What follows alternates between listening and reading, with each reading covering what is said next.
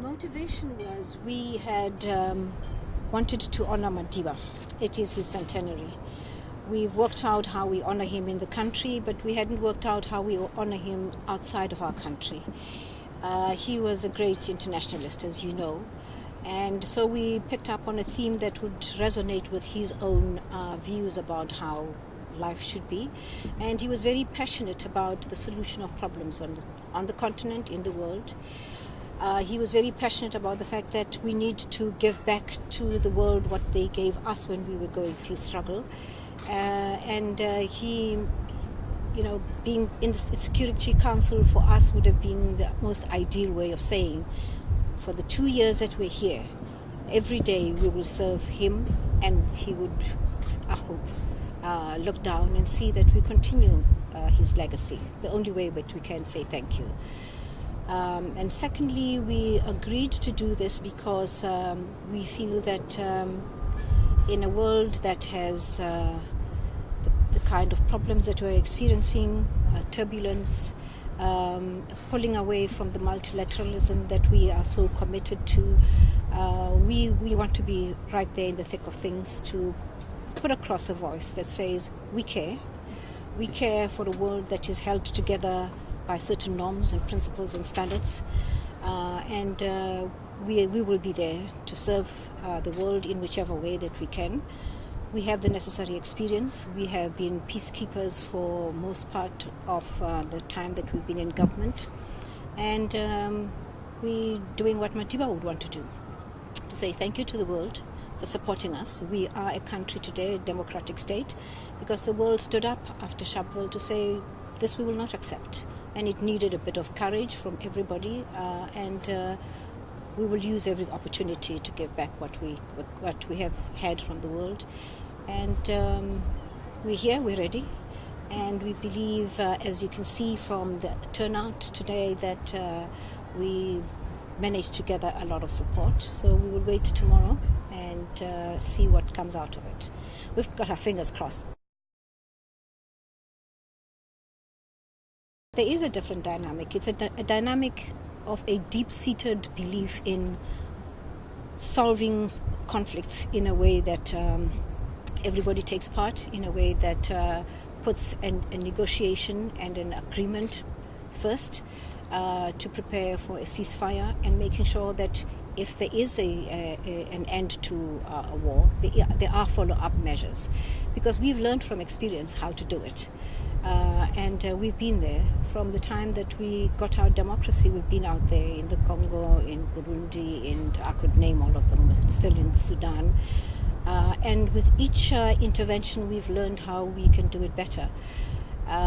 We are finding that the world right now is caught up in a very inward-looking kind of attitude in most countries, and I don't know whether it's a symptom of the period we're in, but we're still very committed to making sure that we can keep the world together. We don't want another war. We don't need another war. We who've suffered so much can hardly stand away and allow anybody else to continue suffering. We bring a difference because we care. We care because we've been through it. That would be premature. It would be like we are using this position now in Madiba's name to position ourselves, and that would be that's not what we're doing. We're doing this honestly because we want to honor him. If the permanent seat becomes available and Africa still feels the same way about us, we will still be willing, but it would be premature to say that. We had a briefing with the president, and one of the things that I indicated to him is that the Canadian Prime Minister is a very feminist Prime Minister and says that their foreign policy is feminist. And I was telling him this kind of nudge, maybe we might indicate to the world that we are a 50-50, we have a gender-sensitive kind of policy. But the issues in G7 are around largely maintenance of ocean economies, maintenance of our oceans, making sure that we are able to preserve the oceans as they are. And this is a matter that has been with us for a very long time. Hopefully, by the time the president gets there, we will have a position that we have taken. We are moving very slowly towards making sure that we can ban plastics to the extent that it is possible. From the time of the Minister Vali Musa in a position of environmental affairs, we've been struggling to get here. And we now know the dangers of material like plastic. So hopefully when they come back, they might come back and say, look, we've adopted this policy and let's put it through. But we will leave it to him to address the matter when he gets there. We had a BRICS meeting a few days ago, and one of the countries that is most affected by this is Brazil. And we had a discussion around this, and we are concerned.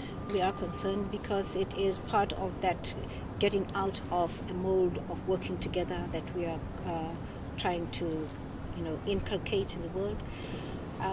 We are affected by the tariffs on aluminium, and we're trying to manage that. We have to live with the consequences of that. But we're hoping that it's a passing phase. We would like to get 2/3, and 2/3 is the requirement, and 2/3 is about 120 something. From the turnout and from the commitments we've had, we are hoping to do much better than that. We started off late because we had a transition to go through. And because we started off late, we decided that we're going to put in, more efforts than we have had in the past. We put some envoys running around. We have several envoys, and they've been all over the place.